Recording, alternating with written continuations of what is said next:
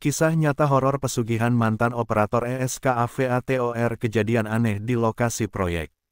Di sebuah desa kecil yang terletak di lereng Gunung Hejo, Cipularang, hiduplah seorang pria bernama Sardi. Usianya menginjak 40 tahun, dengan penampilan yang menunjukkan bekas-bekas kehidupan yang keras. Kulitnya yang sawo matang dan kerutan di wajahnya mencerminkan 2 dekade pengalaman sebagai operator ekskavator. Ia memiliki tubuh kekar, hasil dari bertahun-tahun bekerja di bawah terik matahari. Namun kini, setelah pensiun dari pekerjaan beratnya, Sardi menjalani hidupnya sebagai tukang parkir. Desa tempat tinggalnya dikenal dengan suasana yang tenang namun penuh misteri. Masyarakat di sana hidup sederhana, dengan banyak orang yang bergantung pada pekerjaan harian. Sardi, meskipun hidup dalam keterbatasan, memiliki tanggung jawab besar terhadap keluarganya. Dia adalah ayah dari 2 anak, dan istrinya, Rina, bekerja sebagai penjual kue di pasar lokal. Keluarga mereka sering kali kesulitan memenuhi kebutuhan sehari-hari, dan Sardi merasa beban itu semakin berat. Kesehariannya sebagai tukang parkir di lokasi proyek pembangunan jalan membuatnya sering bertemu dengan berbagai orang. Namun, ada satu hal yang selalu mengusik pikirannya, desas-desus mengenai praktik pesugihan yang marak di daerah tersebut. Sebuah tradisi kuno yang sering kali menggoda orang-orang dengan janji kekayaan instan, meskipun tidak sedikit yang berakhir dengan penyesalan mendalam. Sardi sering mendengar cerita-cerita dari para pebisnis dan pekerja lain tentang orang-orang yang berhasil menjadi kaya, namun harus membayar harga yang sangat tinggi. Suatu malam, ketika Sardi pulang setelah seharian bekerja, ia melihat langit dipenuhi bintang. Seakan-akan bintang-bintang itu mengingatkannya pada mimpi-mimpinya yang belum terwujud. Dalam hati, ia mulai bertanya-tanya, apakah semua ini ada hubungannya dengan pesugihan? Mungkin, kekayaan yang diimpikannya bisa dicapai dengan cara yang lebih cepat dan mudah. Masyarakat di sekitarnya seakan terbelenggu oleh mitos dan kepercayaan. Banyak yang menganggap bahwa untuk mendapatkan kekayaan, seseorang harus melakukan pengorbanan tertentu. Ritual-ritual aneh mulai terdengar di telinganya, ada yang menyebutkan tentang dukun yang memiliki kekuatan untuk memanggil makhluk gaib demi kekayaan. Namun, Sardi merasa skeptis. Dia tahu bahwa banyak yang terjebak dalam pesugihan dan tidak mendapatkan apa yang mereka inginkan. Namun, tekanan ekonomi terus membayangi pikirannya. Ia merasa terdesak untuk memberikan lebih baik bagi istri dan anak-anaknya. Setiap kali melihat anak-anaknya bermain dengan senyuman di wajah, hatinya terasa berat. Ia ingin memberikan mereka kehidupan yang lebih baik, bukan hanya sekadar cukup untuk makan sehari-hari. Ketidakpastian finansial ini membuatnya merasa putus asa, dan dalam kondisi seperti ini, pikiran untuk mencoba pesugihan mulai merayap ke dalam benaknya. Kehidupan sehari-hari Sardi diwarnai dengan cerita-cerita mistis dari para tetua desa. Mereka sering berbagi kisah tentang orang yang pernah sukses berkat pesugihan, tetapi tak jarang juga cerita tentang mereka yang mengalami nasib buruk setelahnya. Kisah-kisah tersebut terus berputar di pikirannya, menambah rasa ingin tahunya akan dunia pesugihan. Sardi tidak bisa mengabaikan suara hatinya yang memperingatkan tentang bahaya dan konsekuensi dari praktik semacam itu. Namun, keputusasaannya untuk mengubah nasibnya membuatnya terus mempertimbangkan pilihan itu. Apakah ia berani mengambil risiko? Apakah kekayaan yang diimpikan sepadan dengan pengorbanan yang harus dilakukan? Dengan latar belakang ini, Sardi berdiri di persimpangan jalan. Di satu sisi terdapat kehidupan yang biasa, penuh kesederhanaan dan rasa syukur. Di sisi lain, ada godaan dari dunia pesugihan yang menjanjikan kekayaan, namun mengintai bahaya yang tak terduga. Ketegangan ini menggelayuti pikirannya, menyiapkan panggung untuk konflik yang akan segera menghampirinya. Saat malam semakin larut, Sardi terlelap dengan pikiran-pikiran yang berkecamuk di dalam benaknya. Dia tidak tahu bahwa perjalanan hidupnya akan segera menghadapi tantangan dan misteri yang lebih dalam daripada yang pernah ia bayangkan. Malam itu, suasana di lokasi proyek pembangunan jalan di Cipularang tampak mencekam. Sardi, yang biasa merasa tenang saat bertugas sebagai tukang parkir, kini merasakan ketegangan yang tak biasa. Setelah seharian bekerja, ia berusaha menyibukkan diri dengan memarkir kendaraan yang datang silih berganti, tetapi pikirannya terus melayang pada desas-desus pesugihan yang semakin mengganggu. Di sekitar lokasi, teman-teman kerjanya mulai berkumpul setelah jam kerja selesai. Mereka berbincang dengan suara pelan, membahas banyak hal, tetapi ada satu topik yang mulai menjadi pusat perhatian, penampakan aneh yang mereka alami. Salah satu rekan Sardi, Arif, dengan wajah pucat, menceritakan pengalamannya. Ia mengaku melihat sosok perempuan berpakaian putih, menari-nari di dekat alat berat saat malam mulai gelap. Dia terlihat seperti sedang memanggil seseorang, Sardi. Aku merasa ada yang tidak beres, kata Arif, suaranya bergetar.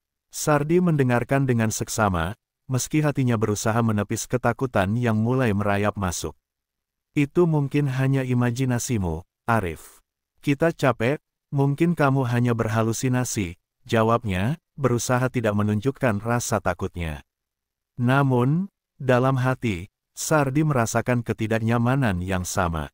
Sejak hari pertama mereka mulai bekerja di lokasi ini, ada sesuatu yang terasa aneh, seperti ada mata yang mengawasi mereka dari kegelapan. Keesokan harinya, suasana di lokasi proyek semakin mencekam. Kejadian aneh terus berlanjut. Beberapa pekerja melaporkan mendengar suara tawa perempuan di tengah malam, suara yang menggema di antara deru mesin dan suara alat berat. Ketika mereka berusaha mencari tahu, tidak ada sosok siapapun di sekitar. Rasa takut mulai menggerogoti semangat kerja mereka. Sardi merasa tidak nyaman bekerja di tempat itu, tetapi ia terpaksa melanjutkan karena tidak ada pilihan lain. Satu malam, saat Sardi sedang bersiap untuk pulang, dia melihat sesuatu yang membuatnya terperanjat. Di ujung jalan, sosok perempuan dengan gaun putih tampak berdiri memandang ke arahnya. Wajahnya samar, namun Sardi dapat merasakan tatapan tajamnya. Dalam sekejap, sosok itu menghilang, seolah ditelan malam. Jantung Sardi berdegup cepat, dan ia berusaha meredakan ketakutannya. Mungkin hanya permainan cahaya, pikirnya, meski hatinya tidak sepenuhnya yakin. Hari-hari berlalu, dan ketegangan semakin meningkat.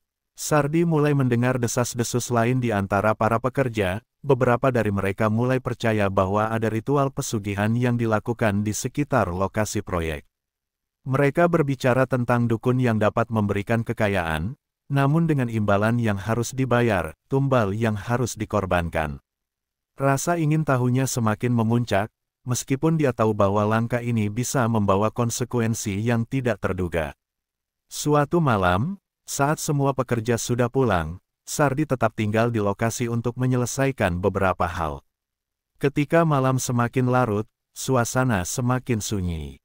Namun, tiba-tiba, suara berisik dari alat berat di ujung proyek mengagetkannya. Ia berjalan mendekat untuk memeriksa, dan saat itu, ia melihat Arif terjatuh, tampak ketakutan. Sardi, ada sesuatu di sini, teriak Arif, suaranya penuh kepanikan. Sardi berlari mendekat, dan saat ia sampai di sisi Arif, sosok gaib perempuan yang sama muncul di hadapan mereka. Kali ini, sosok itu tidak lagi samar, ia terlihat jelas, dengan wajah yang menakutkan dan mata yang memancarkan sinar merah. Sardi merasa seluruh tubuhnya membeku. Ia ingin berlari, tetapi kakinya seolah terikat. Sosok itu mulai bergerak mendekati mereka, dan Sardi merasakan hawa dingin yang menusuk hingga ke tulang. Dalam ketakutan, Arif mulai berbisik, kita harus pergi dari sini. Ini tidak baik. Mereka berdua berlari meninggalkan lokasi itu, berusaha mengabaikan rasa takut yang menyelimuti mereka. Setelah berhasil keluar dari lokasi proyek, Sardi dan Arif duduk terengah-engah di tepi jalan, mencoba menenangkan diri. Malam itu, Sardi pulang dengan pikiran yang berkecamuk. Apakah semua ini hanya kebetulan atau ada sesuatu yang lebih besar yang sedang terjadi? Rasa penasarannya terhadap pesugihan semakin kuat, tetapi ia juga merasakan ketakutan yang mendalam. Di satu sisi, ada keinginan untuk memahami dunia yang tidak terlihat. Di sisi lain, ada suara hatinya yang memperingatkan akan bahayanya. Saat ia berbaring di tempat tidur, wajah sosok perempuan itu terus menghantui pikirannya. ketakutan dan rasa ingin tahunya berperang di dalam dirinya. Sardi merasa terjebak dalam dilema yang tidak bisa dihindari. Apakah ia akan terus mencari tahu atau berusaha menghindar dari kegelapan yang mengintai? Ketegangan ini menjadi titik awal dari perjalanan yang akan membawanya ke dalam dunia pesugihan yang menakutkan dan penuh konsekuensi. Setelah malam yang mencekam itu, hari-hari Sardi di lokasi proyek semakin dihantui oleh ketegangan. Ia merasa seolah-olah bayang-bayang dari sosok gaib perempuan itu selalu mengintai, siap muncul kapan saja. Beberapa rekan kerjanya mulai menghindari lokasi proyek, menciptakan suasana yang semakin mencekam. Sardi, yang awalnya berusaha bersikap tenang, kini merasakan ketidaknyamanan yang mendalam. Suatu sore, saat Sardi bekerja menyusun peralatan, ia mendengar suara bisikan samar di telinganya. Sardi, Sardi, suara itu lembut namun penuh daya tarik, membuatnya terhenti sejenak. Ia menoleh ke arah suara, tetapi hanya menemukan kesunyian yang menakutkan. Keringat dingin mulai mengalir di pelipisnya. Perasaan bahwa ada sesuatu yang lebih besar daripada sekadar ketakutan biasa mulai merasuk ke dalam pikirannya. Keesokan harinya, tanpa bisa menahan rasa ingin tahunya, Sardi memutuskan untuk mendatangi seorang dukun yang tinggal di pinggiran desa. Dukun itu dikenal sebagai orang yang memiliki pengetahuan dalam praktik pesugihan dan ritual mistis. Jarak menuju rumah dukun cukup jauh, melintasi ladang jagung yang sepi dan hutan kecil yang gelap. Sardi merasa jantungnya berdegup lebih cepat saat melangkah sendirian di tengah hutan. Saat tiba di rumah dukun, Sardi disambut oleh suasana yang kental dengan aroma dupa dan benda-benda ritual yang berjejer di sekeliling.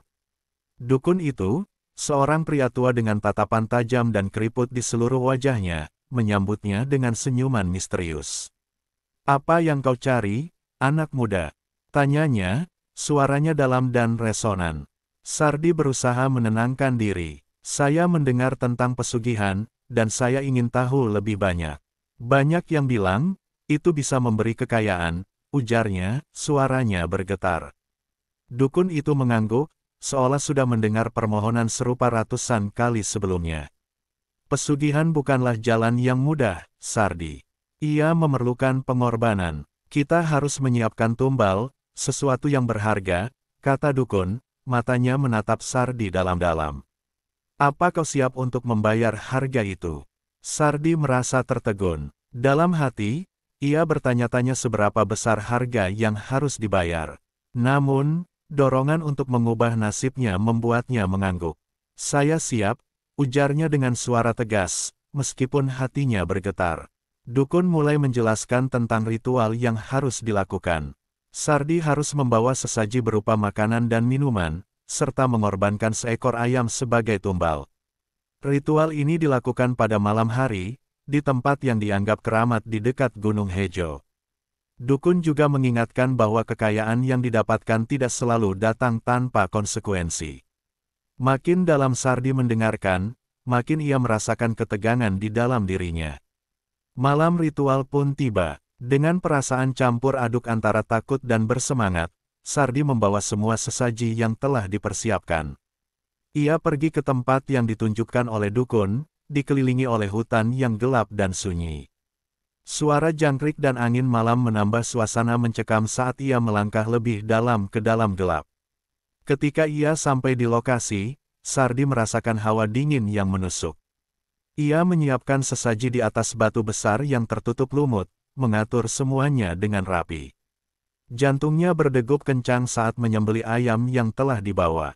Darah ayam mengalir di tanah, menciptakan suasana yang semakin mencekam. Sardi berdoa dengan penuh harapan, meminta agar sosok gaib yang selama ini mengganggunya bersedia memberinya kekayaan. Saat ia memanjatkan doa, tiba-tiba angin kencang berhembus, membuat daun-daun di sekitar bergetar. Dari kegelapan, sosok perempuan itu muncul kembali. Kali ini, ia tampak lebih nyata dan mendominasi suasana. Wajahnya tidak lagi samar, melainkan jelas dengan tatapan tajam yang bisa menembus jiwa. Sardi merasa tercekik oleh ketakutan, tetapi di balik rasa takut itu, ada harapan. "Saya datang untuk meminta berkat, untuk mendapatkan kekayaan." Sardi berseru, suaranya hampir tenggelam oleh desiran angin. Sosok itu hanya menatapnya tanpa bicara, membuat Sardi merasa terjebak dalam tatapannya. Dalam momen itu, ia merasa seolah waktu berhenti dan seluruh dunia menghilang. Setelah beberapa saat, sosok perempuan itu mulai bergerak menjauh, meninggalkan Sardi dengan rasa cemas yang mendalam. Apa yang akan terjadi selanjutnya? Apakah permohonannya akan dijawab, atau justru akan ada konsekuensi yang menanti? Dalam pikiran Sardi, rasa ingin tahunya semakin terfokus pada apa yang akan datang, meskipun ia merasakan peringatan di dalam hati. Kembali ke rumah, Sardi merasa campur aduk. Keesokan harinya, ia mulai merasakan perubahan. Beberapa tawaran pekerjaan datang silih berganti, dan pendapatannya meningkat. Keluarganya tampak lebih bahagia, dan Sardi merasa seolah mimpi-mimpinya mulai menjadi kenyataan. Namun, di balik kebahagiaan itu, rasa cemas tak kunjung hilang. Apakah semua ini benar-benar berkat dari ritual yang dilakukannya, ataukah itu hanya ilusi sementara? Kondisi di lokasi proyek juga mulai berubah. Beberapa rekan kerjanya kembali, tetapi mereka mulai berbicara dengan nada yang berbeda, lebih waspada dan penuh ketakutan. Keberadaan sosok gaib yang menghantui mereka seakan menjadi topik hangat yang tak bisa dihindari. Sardi merasakan ketegangan di antara mereka, dan ia tahu bahwa ia tidak bisa berbagi tentang ritual yang baru saja dilakukannya. Ketegangan ini membawa Sardi lebih dalam ke dalam dunia pesugihan. Ia semakin terjebak dalam permainan antara kekayaan yang dijanjikan dan ketakutan akan konsekuensi yang mungkin akan datang. Rasa bersalah dan penyesalan mulai menyelimuti dirinya, menciptakan konflik batin yang semakin dalam. Apakah ia akan terus melangkah di jalan ini, atau ia akan menemukan cara untuk kembali sebelum terlambat? Pikirannya penuh dengan pertanyaan, dan jawaban yang dicari semakin menjauh. Malam yang dinantikan akhirnya tiba. Sardi merasa campur aduk, antara harapan dan ketakutan.